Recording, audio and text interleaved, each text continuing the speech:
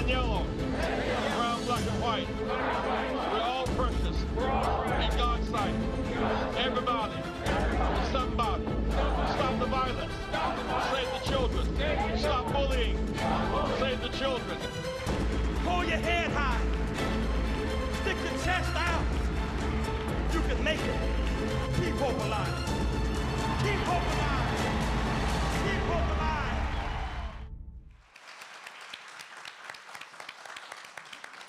Welcome, welcome, welcome to the Rainbow Push Coalition headquarters. Today we are focusing on Women at the Wellness Table Talks. Africa Porter. Step into the enlightening discourse of women at the wellness table, where a diverse panel of experts converges to shed light on a crucial yet often overlooked topic, the significance of mental health in Black women.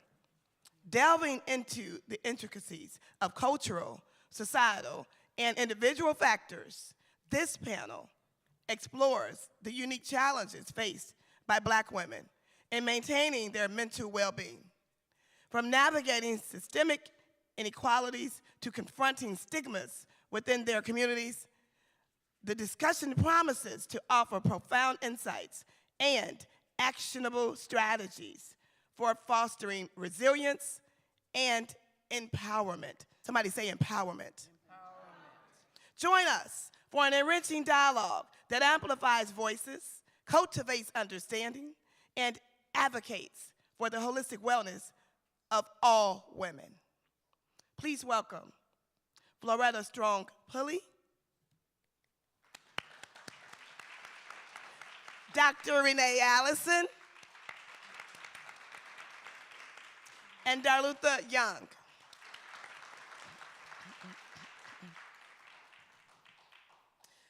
Now, couch conversations with the doctors sounds quite fascinating. Can you please elaborate on this weekly healthcare informational broadcast?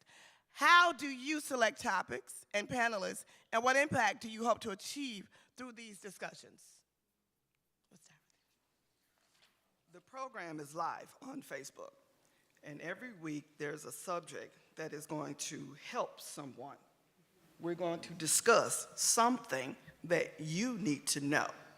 Doesn't matter if it's something broad or complex. Your responsibility is to engage in the conversation with us. Your responsibility is ask your questions.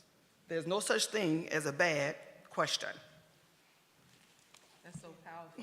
One of the things that's so necessary is for us to realize that the scripture says, my people are destroyed for lack of knowledge.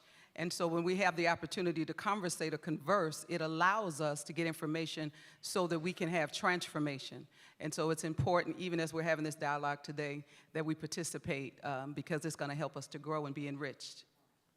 Thank you.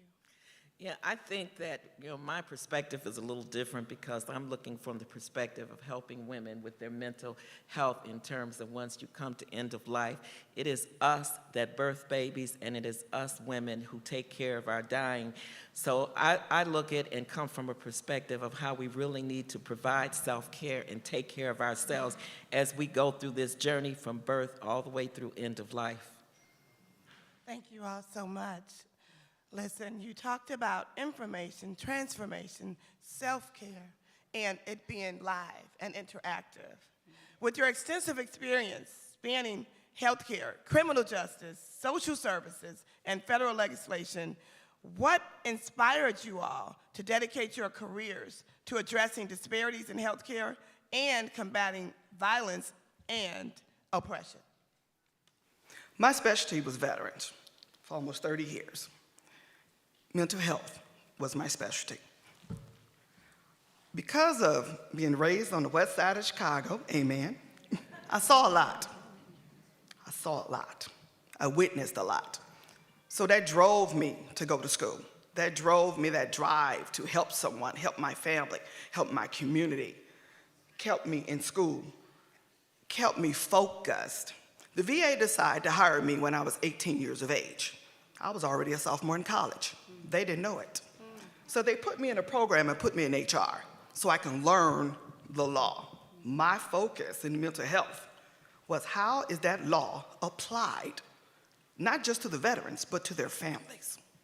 So when I became a healthcare administrator for the country, that was a blessing because I already knew the law. And when the mentor decided to take me on, general counsel, that truly was a blessing.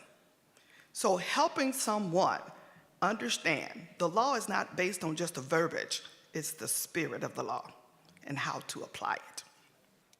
Thank you.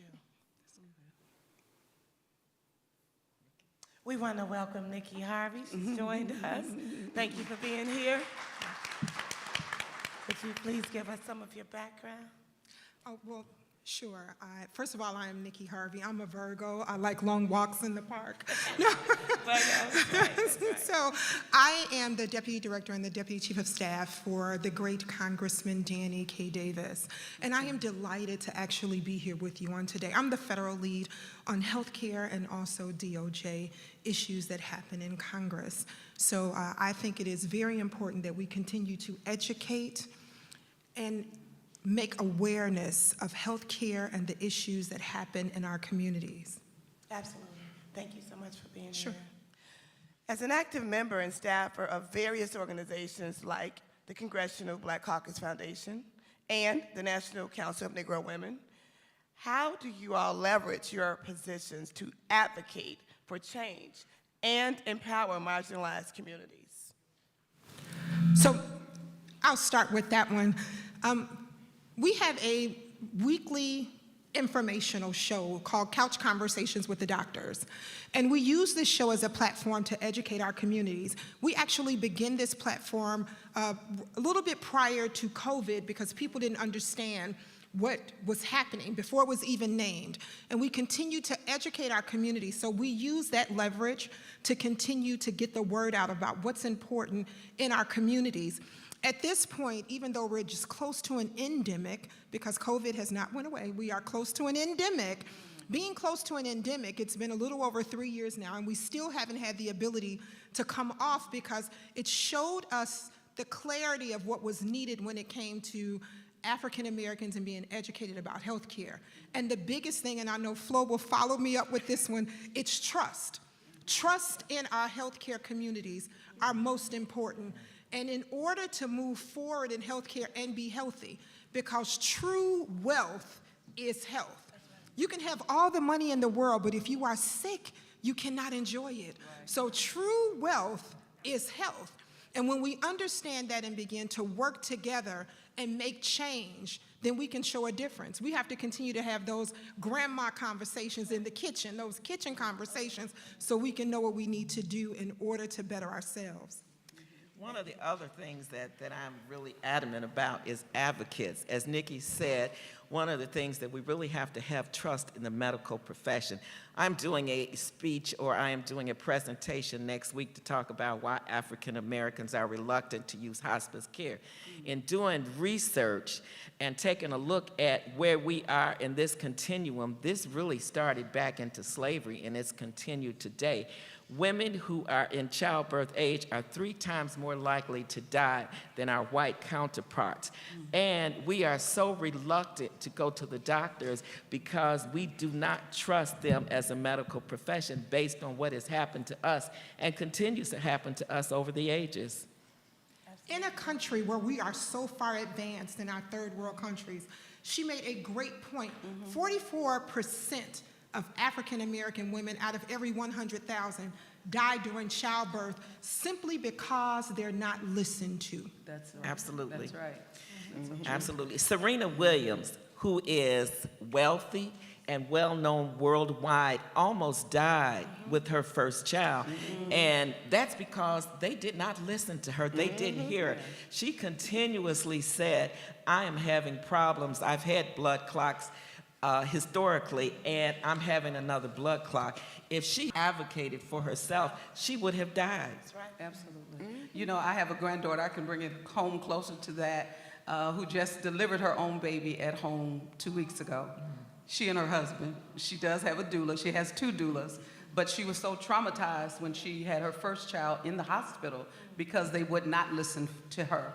You know, even though we would advocate to her and advocate for her, And she didn't even tell us about how she was really feeling until after she had the baby, because we don't know how to many times verbalize what we've internalized. We don't know how to speak about the things that we've been traumatized by. And as a result, it's so important that we have dialogue, that we have communication, so that we will know that you're not the only one, right? And then when we think we're the only one, we isolate, right? And so many times we suffer in shame or suffer in quietness when we need to be verbal about what we're dealing with. And so she learned how to deliver a baby at home, she and her husband and her mom on one occasion. But now she has 2 doulas, and when she was ready to deliver, neither of the doulas could come and help her. So she knew already what to do. And so she's advocating for, she's 26 years old. I'm like, girl, you're a better woman than me. Delivering 3 babies at home, but it started with the trauma and started with her needing to advocate for herself. She served, she deserves. Yes. In the VA system, when I first started back in the 80s, we didn't even have women's clinics. If I received a female veteran into the center, we would have to size her up, go home, shop in our closets, and bring back to the hospitals in the country whatever we needed for her. Now, every VA has a woman's clinic. That's awesome. We do not birth babies. So since we do not birth babies, if one of the female veterans is pregnant, within the first 3 months, we will take care of her. But she is allowed to choose a community-based program where she wants to carry on with her care and deliver the baby. It's a shared program. Always remember, the VA is the oldest healthcare system in the country.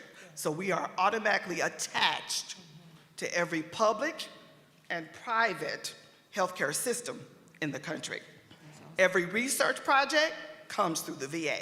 Every technology that you take for granted comes through the VA. She served, she deserves. Wow, that's powerful.